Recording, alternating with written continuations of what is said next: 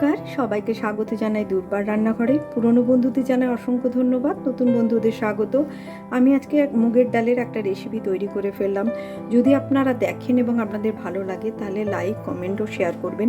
নতুন নতুন নোটিফিকেশনের জন্য অতি অবশ্যই সাবস্ক্রাইব করবেন। সবাই ভালো থাকবেন, সুস্থ থাকবেন, ধন্যবাদ।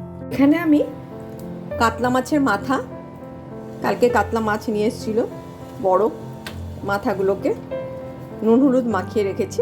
এটা ভেজে নেব। এবার মাছটা ভাজতে দেব। মাছটা বেশ লাল লাল করে ভেজে নেব। মাছটাকে উল্টে দিই।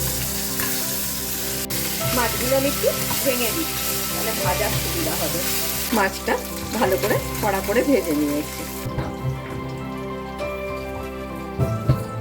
দেখুন ভাজা হয়ে গেছে, কালারটা দেখেই বুঝতে পারবেন।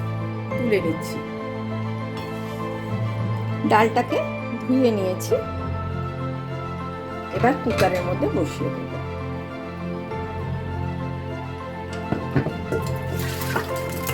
আপনারা এমনি কড়াইও করতে পারেন, কিন্তু কড়াইয়ে 20-25 মিনিট টাইম লাগবে।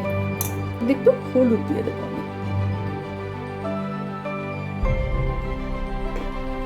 আর দিয়ে দেবো একটু নুন।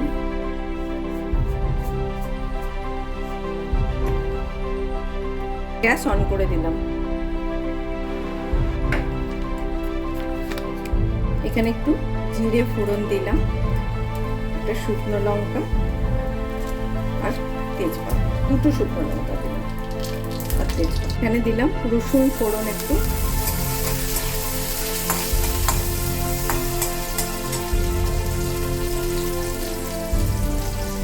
দিলাম আদা। এবার এর মধ্যে দিয়ে দেবো চলো পেঁয়াজ। এখানে দিয়ে দেবো টমেটো। হলুদ দেওয়া আছে, নুন দেবো, ডালে অল্প নুন দেওয়া আছে।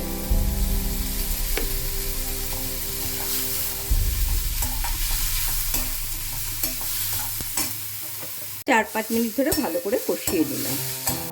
ডালটা এর মধ্যে দিয়ে দিলাম। জল দিতে হবে। মাথাগুলো দিয়ে দেব।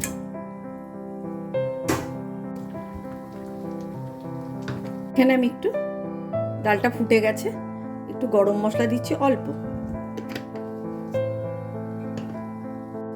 আর দেব একটু ঘি।